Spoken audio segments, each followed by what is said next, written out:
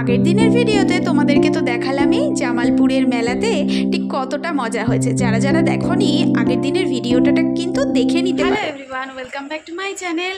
আজ হলো সোমবার, মানে নেক্সট ডে সকাল, আর বর্ধমান থেকেই শুরু হচ্ছে আমার ঘর থেকে। বাট এখন বাজে ঘড়ির কাঁটাতে 7:30। এর মধ্যে স্নান টান করে পুরো রেডি হয়ে গেছি, কারণ আজকে যাব হচ্ছে বর্ধমান। তো শুধু আমি যাব না, ও যাবে। আজকে যেহেতু শুভ জন্মাষ্টমী, প্রথমেই আগে জানাই সকলকে শুভ জন্মাষ্টমীর প্রীতি ও শুভেচ্ছা। সবাই খুব ভালোভাবে আনন্দ করো, জন্মাষ্টমী পালন করো। তবে আমাদের বাড়িতে, মানে আমার বাপের বাড়িতে এবছর হচ্ছে না, কারণ এবছরে আমার জেঠু যেহেতু মারা গেছে, তো জন্মাষ্টমী হবে না। যাই হোক, তো জন্মাষ্টমী হবে না যেহেতু আমি বাপের বাড়িতেও নেই, হয় মানে যদি হতো হয়তো বা আমি ওখানে থাকতাম। তো যেহেতু অফিস নেই, আর আজকে একটু যাচ্ছি, ওর যেহেতু অফিস নেই, মানে ছুটি আছে, তো সেই জন্য যাচ্ছি বর্ধমানে। তো বর্ধমানে শুধু আমি যাচ্ছি না, আমার সাথে তো ও যাচ্ছে, সাথে শ্বশুরমশাই যাচ্ছে। তো সুমিতা বর্ধমান অব্দি যাবে কি? ও বাড়ি যাবে আর কি, সুমিতা এখান থেকে বাড়ি যাবে, তো একসাথে আমরা বেরোবো আর কি। তো বর্ধমানে যাচ্ছি আমরা 3 জন, কিন্তু বাড়ি থেকে বেরোচ্ছি আমরা 4 জন। তো চলো, সকাল সকাল 7:30টার মধ্যে স্নান টান ছেড়ে সমস্ত কিছু রেডি হয়ে বেরিয়ে গেছি।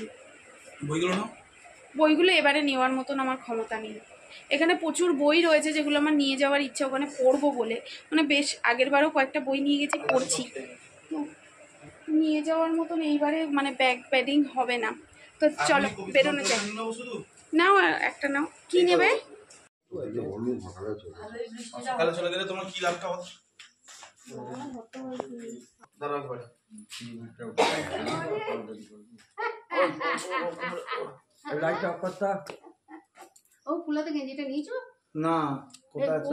এই তো বারান্দায় ছিল, তো বারান্দায় ঝুলছে। দুগ্গা দুগ্গা বলে এবার দিলাম রওনা, কিন্তু আকাশের অবস্থা একদমই ভালো না। প্রচণ্ড পরিমাণে মেঘ করে রয়েছে, আর বাড়ি থেকে বেরোতে না বেরোতেই টুপটাপ করে গায়ে কয়েক ফোঁটা পড়তেও শুরু করে দিয়েছে। তো দেখো পুকুরের অবস্থাটা দেখতে পাচ্ছ বর্ষায় কীরকম। তো চলো যাওয়া যাক। ই বাবা, সকাল সকাল বলছে বাবার মনের মধ্যে। আচ্ছা, তুমি পুণ্যবতী সতীবতী?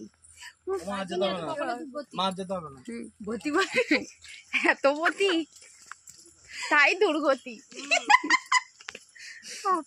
করেছে। আর আসতে হবে নি, চলো দুর্গতি, চলো।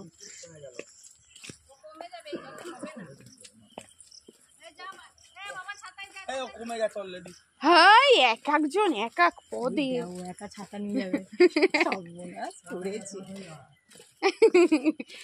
বাবা একটা ছাতা বলি।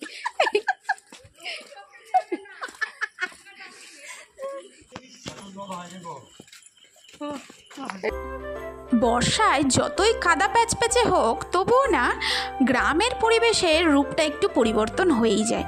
সবুজটা যেন একটু গাঢ় সবুজ হয়ে যায়, আর চারপাশটার মেঠো রাস্তা বেশ অন্যরকম দেখতে লাগে। তবে কাদাও কিন্তু খুব হয়। যাই হোক, ভালোই বৃষ্টি পড়তে শুরু করেছে, আর ওদিকে আমরা হাসাহাসি করছিলাম।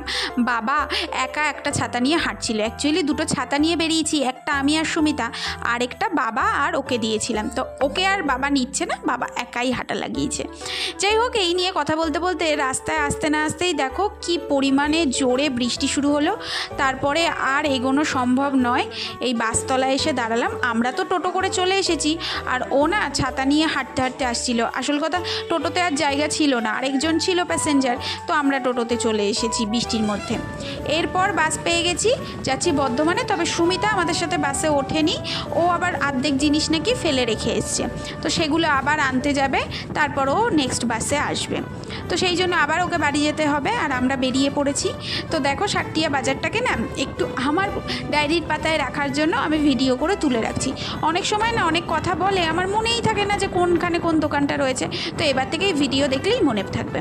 আর দেখো, যারা শহরে থাকো তারা একটু দু চোখ ভরে গ্রিনারিটা দেখো, কি সুন্দর লাগছে। আর প্রচণ্ড বৃষ্টি হচ্ছিল, তবুও না আমি কি করেছি, বাসের জানালাটা খুলে রেখেছি। এই দৃশ্য উপভোগ তো করতেই হবে বলো, কারণ শহরে থাকলে কলকাতার সেই ধুলো ধোয়া আর এক হাঁটু করে জল ছাড়া আর কিচ্ছু দেখা যায় না জানলা দিয়ে। আর বাস তো প্রচণ্ড পরিমাণে ভিড়ে ঠাসাঠাসি, কিন্তু এখানে দেখো বৃষ্টি হয়েছে বলে একদম একটা ফাঁকা বাস পেয়েছি। তাও একটা পরিচিত লোক ছিল, আমাদের পরিচিত একজন লোক ছিল। যাই হোক, দেখতে দেখতে চলে এলাম রায়না বাজারে। এবার চলো বর্ধমান অবধি যাত্রাটা আমার সাথে এনজয় করো।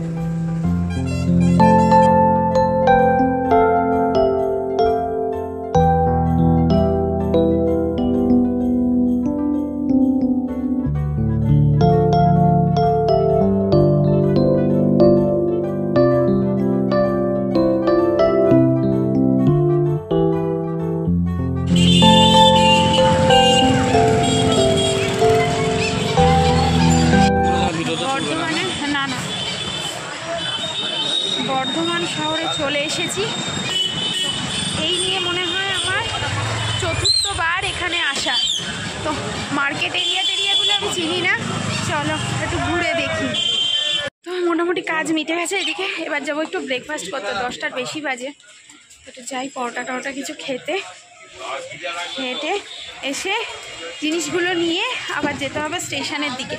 আর বৃষ্টি পড়ছে, ভালোই বৃষ্টি পড়ছে জানো তো। আর আজকে যেহেতু জন্মাষ্টমী, চারিদিকে ঠাকুরের জিনিসপত্রের বেশ ভালো ভালো দোকান, ইচ্ছে করছে নিয়ে যাই, কিন্তু এবছরে তো মানে আমার দেওয়ার মতন জায়গা নেই। তার জন্য দেখো চারিদিকে ফুলের মার্কেট। আর হচ্ছে কি,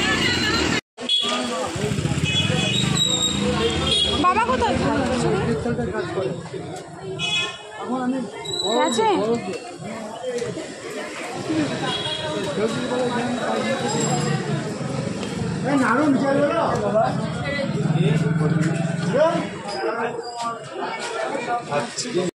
খাওয়া দাওয়া হয়ে গেছে, খেলাম কচুরি আর মিষ্টি। আর মিষ্টির দোকানে আজকে যা ভিড়, তো আর কিছু করার নেই।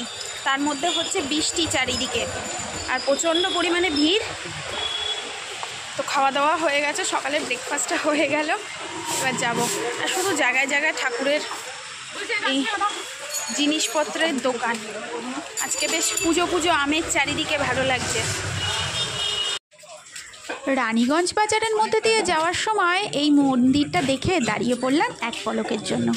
এখানে কি সুন্দর মায়ের মূর্তি রাখা রয়েছে, তাই একটু প্রণাম সেরে ভিডিও করে নিলাম, তোমাদের সাথে শেয়ার করলাম, সাথে আমার ডায়েরির পাতাতেও রেখে দিলাম। এই তো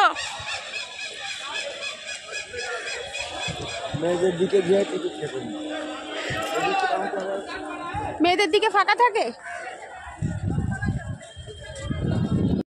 চলে এসেছি বর্ধমান স্টেশনে, আর এখানে টিকিট কাটতেও দাঁড়িয়ে পড়েছি।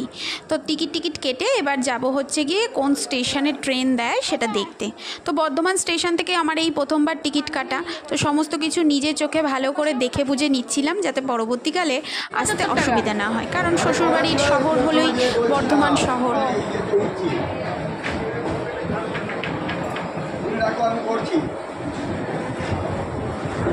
টিকিট কেটে নিয়েছি, যাচ্ছি স্টেশন।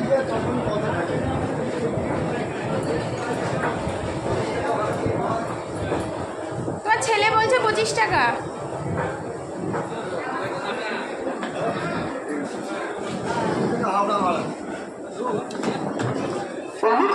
শুনবেন গাড়ির সংখ্যা 34834 Bardhaman Howrah local main line, সকাল 11টা বেজে 22 মিনিটে।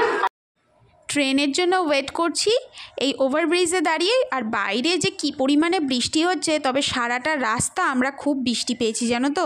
যখনই কিনা কোনো শেডের তলে বা গাড়িতে থাকছি তখনই বৃষ্টিটা কমে যাচ্ছে, যেই না রাস্তায় বেরোচ্ছি প্রচুর পরিমাণে বৃষ্টি। জন্মাষ্টমীর দিন তোমরা তো জানোই, মানে সব জায়গাতেই বলতে গেলে ভালোই বৃষ্টি হয়েছে সেই দিন। তো ওয়েট করছি ট্রেনের জন্য, ট্রেন এলেই উঠে পড়বো।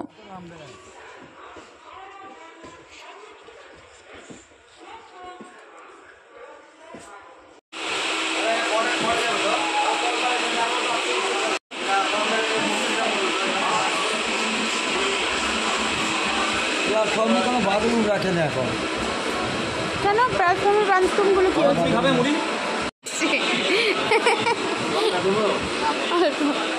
তোমাকে দাঁড় করিয়ে রেখে বানাচ্ছে।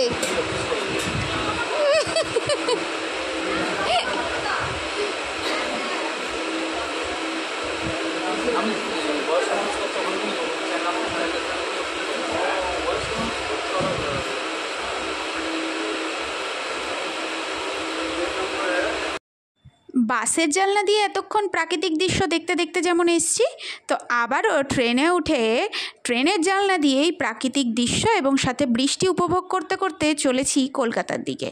তো খুব সুন্দর লাগছিল, কিন্তু অনেকক্ষণ সময় লাগলেও ট্রেনটা যেহেতু ফাঁকা ছিল বেশ সুন্দর লাগছিল। তবে ট্রেনে না একটা ঘটনা ঘটেছে জানো তো, তোমাদের সাথে শেয়ার করব ভাবছি। তো তোমাদের অনেকের সাথেও হয়তো এই এক্সপিরিয়েন্সটা হয়ে থাকতে পারে। তো আমারও একটা এক্সপিরিয়েন্স আছে ছোটোবেলাকার, সেটাও আমি নেক্সট ভিডিওতে পারলে অবশ্যই শেয়ার করব। আর তোমরা একটু কমেন্ট করে জানিও, আমি যদি ভুলে যাই, আমি তো একটু ভুলে মনে আছি তোমরা জানোই। তো দেখো বাইরের দৃশ্যটা, মানে দেখাবো কি, অন্ধকার হয়ে গেছে বৃষ্টিতে একদম। আর খুব ঝামেলাও হয়েছে জানো তো, ট্রেন থেকে নেমে আমাদেরকে উঠতে হয়েছে অটোতে, অটো থেকে নেমে আমাদের বাসে, বাস থেকে আবার আমাদেরকে উঠতে হয়েছে ভ্যানে।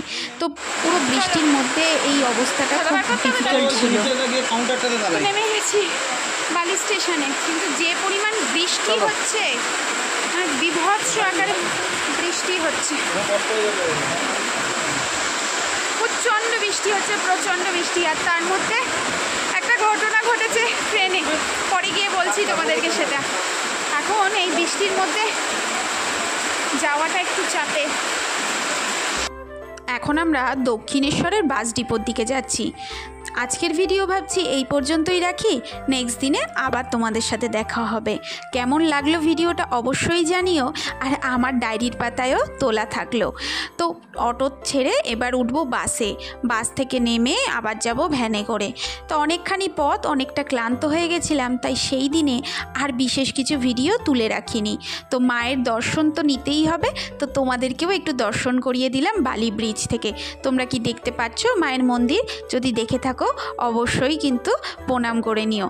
আজকের মতন টাটা, দেখা হচ্ছে নেক্সট ভিডিওতে।